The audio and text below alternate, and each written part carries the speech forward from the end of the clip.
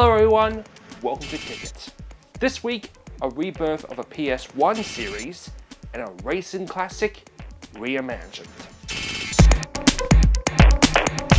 First off, WayForward have stated they plan to have Shantae Half Genie Hero released around July.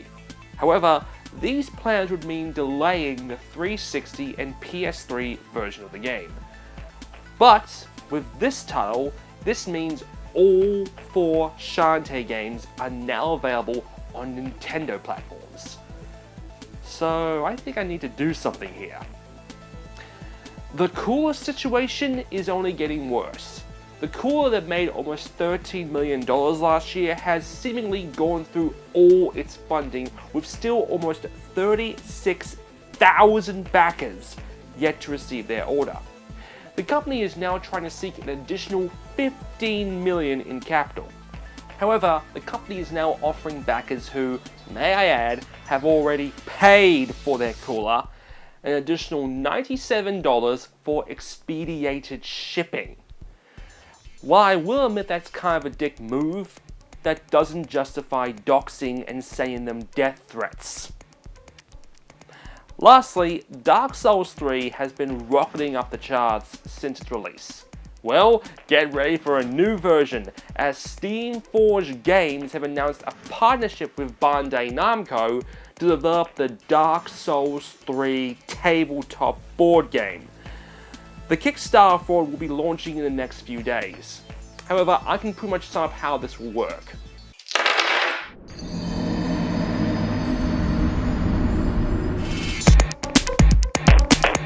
Back in the early 2000s, iOS Interactive would release an action-adventure game for the PS1 called Fear Effect. The game sold moderately well and would see a prequel sequel in Retro Helix a year later. The game starred female characters Hannah and Rain, who had a interesting relationship, which iOS quite controversially used in the marketing, really putting the sexuality of the main characters front and center, but really boiled down to one scene in particular. Yo, check this out. The camera? Sorry, boys. This is private.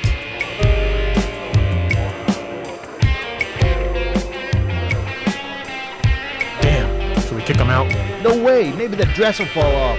Interesting tactic, Hannah. What tactic? Shall we continue? Plans for a third game called Fear Effect Inferno on the PS2 was sadly cancelled late in the game's development due to iOS's financial situations during the early 2000s, and saw the closure of the game studio Kronos.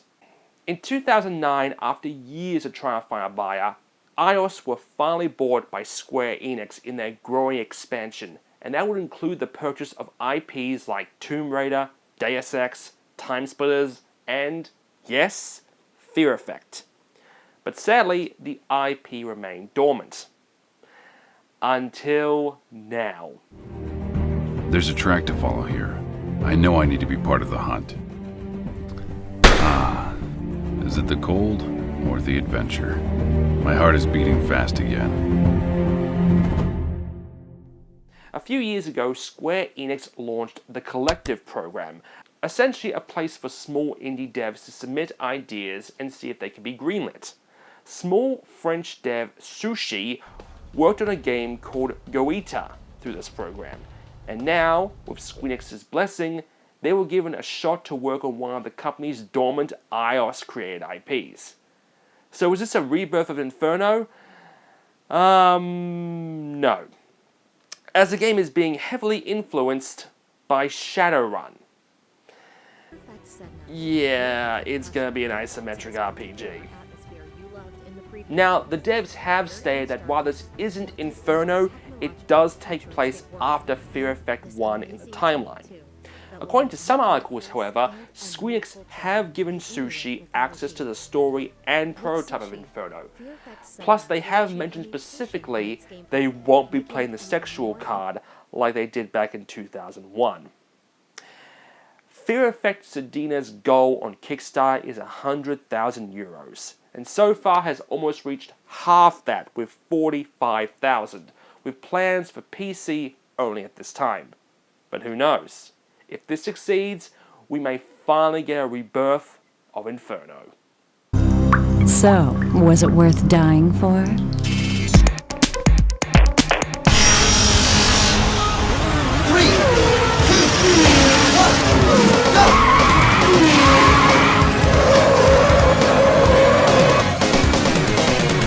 When Yu Suzuki's Virtua Racing arrived back in the early 90s, it was a groundbreaking title. While primitive nowadays, back then its 3D polygons were amazing. Well, a small team called Lucky Mountain Games are developing a new racing game with a style inspired by those old polygon 3D titles, titled Racing Apex, with one major difference.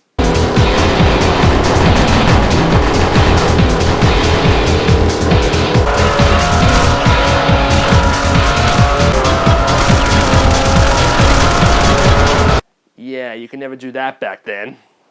Being led by people who originally worked on the Burnout series, the game features a wide variety of drivers, and plans are currently to bring the game to PC with a potential console release later. The game has a couple of game modes including racing obviously, split screen, and capture the flag, and your choice on numerous vehicles and weapons. Basically think of it as a more advanced Mario Kart or Gran Turismo, but fun. They're asking for £35,000, but so far I've only made about £3,000 with 18 days to go. I actually am pretty impressed by this. This does look like a lot of fun to have, so I hope it does succeed. And with that, we'll see you all next time.